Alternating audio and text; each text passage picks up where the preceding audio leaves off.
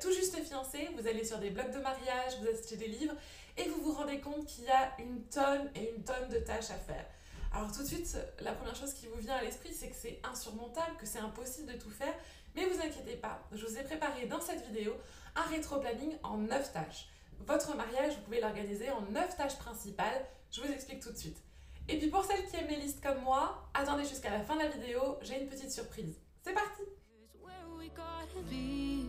You know you'll have a good time wherever you're with me. Bonjour à tous, je suis Maëlys, wedding planner et designer de l'agence Paris en Os et aujourd'hui je vous présente un rétro-planning en 9 tâches pour organiser votre mariage de façon extrêmement simplifiée. C'est parti! La première tâche pour organiser votre mariage, ça va être de vous créer une base.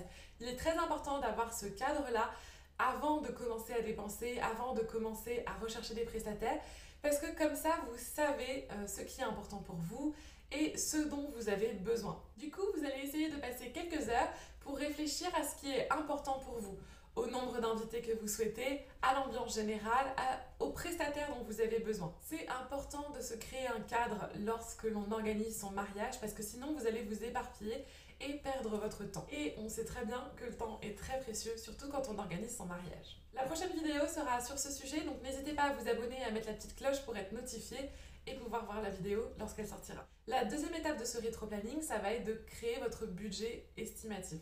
C'est super important d'en avoir un pour éviter de dépasser votre budget personnel justement. Et surtout, super important, mettez-le à jour au fur et à mesure des contrats que vous signez. Attention, il y a plusieurs erreurs qui sont courantes. Déjà d'une, c'est de commencer à dépenser avant même de faire votre budget estimatif. C'est une très mauvaise idée parce que dans le mariage, il y a un peu tous les prix. Et on ne veut pas se retrouver avec la moitié de son budget parti dans le lieu de réception alors qu'on en aurait besoin pour le traiteur, le photographe, le DJ, etc. Donc, faites votre budget avant même de commencer à rechercher vos prestataires. La deuxième erreur courante, ça va être d'oublier de budgétiser des choses. Mais bon, si vous avez fait l'étape numéro 1 correctement, normalement, vous savez ce qui est important pour vous et ce que vous voulez pour votre mariage. Donc du coup, ce sera beaucoup plus facile pour le budgétiser.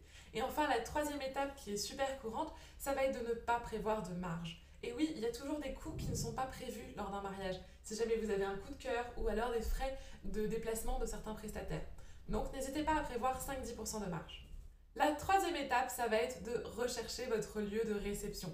Alors attention, ne visitez que des lieux de réception qui correspondent à votre budget et correspondent à votre critère. Ça ne sert à rien d'aller visiter ce superbe château à 12 000 € si pour votre lieu de réception vous n'avez que 4 000 €.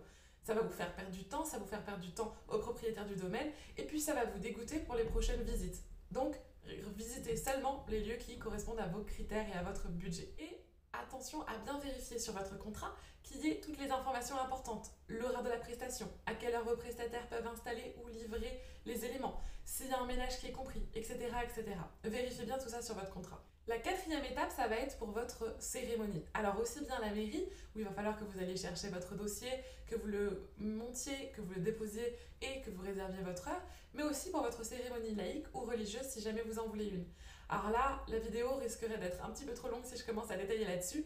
Il faudrait que je vous en fasse une spécialement à ce sujet, donc n'hésitez pas à me dire en commentaire si ça vous intéresse. La cinquième étape, ça va être de trouver vos prestataires. Encore une fois, comme votre lieu de réception, ne rencontrez que les prestataires qui vous intéressent réellement et qui sont dans votre budget.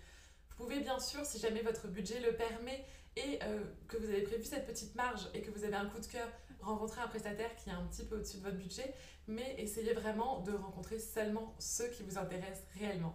Et posez-leur toutes les questions qui sont importantes pour vous.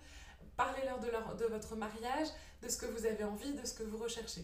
La sixième étape, ça va être pour vos tenues, les accessoires et la mise en beauté. Alors, pour la robe de mariée, c'est généralement entre le 7e et le 10e mois avant votre mariage. Effectivement, il va y avoir les essayages, il va y avoir la prise de commande avec la prise de mesure. Ensuite, la commande de la robe, donc généralement ça prend entre 3-4 mois le temps qu'elle soit fabriquée. Ensuite, il va y avoir le rendez-vous pour les retouches avec vos accessoires et surtout vos talons. Pensez bien à prendre vos talons pour ce rendez-vous. Et enfin, le dernier rendez-vous pour vérifier que les retouches aient bien été faites et que vous puissiez partir avec votre robe. Donc essayez de prévoir au minimum entre 10 et 7 mois pour cette étape-là. Pour les alliances, ça dépend vraiment si elles sont sur mesure, s'il y a une gravure ou si c'est seulement quelque chose que vous allez chercher chez votre bijoutier.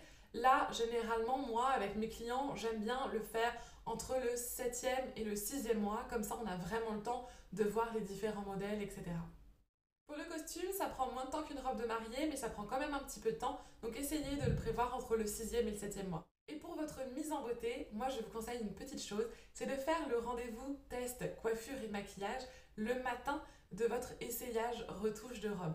Alors le matin déjà, parce que comme ça vous allez pouvoir voir évoluer votre maquillage sur vous, parce que le jour de votre mariage, vous allez être maquillé le matin ou en tout début d'après-midi, et vous allez devoir avoir votre maquillage et votre coiffure tout au long de la journée jusqu'à la soirée. Donc là, au moins, vous voyez comment le maquillage évolue et du coup, vous pouvez vraiment savoir si c'est une bonne maquilleuse.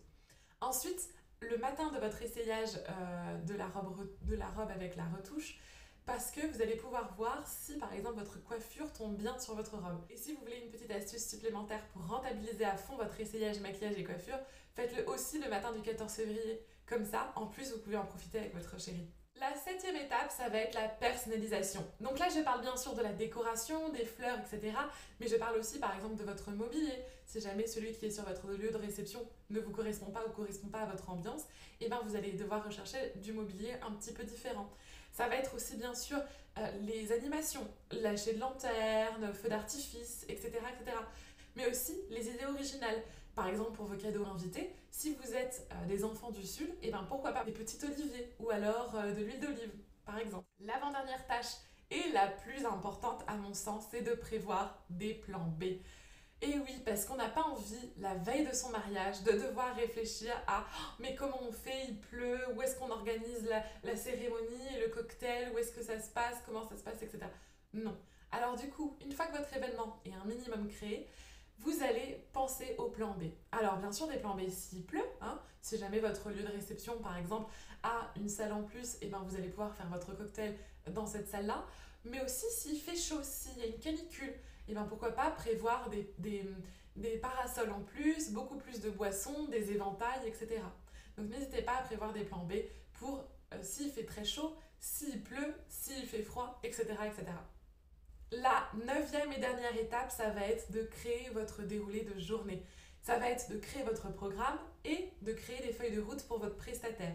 Ça va vous permettre d'une part d'avoir tous les horaires et de ne pas avoir à réfléchir le jour J, ok, à quelle heure je dois me lever pour pouvoir être prête dans les temps, à quelle heure je dois partir pour pouvoir être à l'heure à la mairie. Là, tout est déjà pensé et ça va être super utile pour vos prestataires ou votre coordinatrice de journée si jamais vous en avez une, pour qu'ils sachent à quelle heure ils sont attendus et surtout à quel endroit.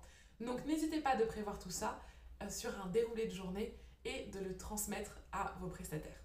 Et voilà, c'était les 9 tâches pour l'organisation de votre mariage. Du coup, vous n'avez plus qu'à commencer l'organisation. Et si jamais vous voulez quand même un rétro-planning super complet, n'hésitez pas à le demander en vous inscrivant sur le lien qui est dans la description. Vous recevrez un PDF avec une checklist mois par mois de toutes les tâches pour l'organisation de votre mariage. Et n'hésitez pas à mettre en commentaire à quel moment de l'organisation vous êtes et les tâches qui vous restent à faire. Je serais très curieuse de lire tout ça. Je vous souhaite une belle organisation et vous dis à très vite. You know you'll have a good time wherever you're with me.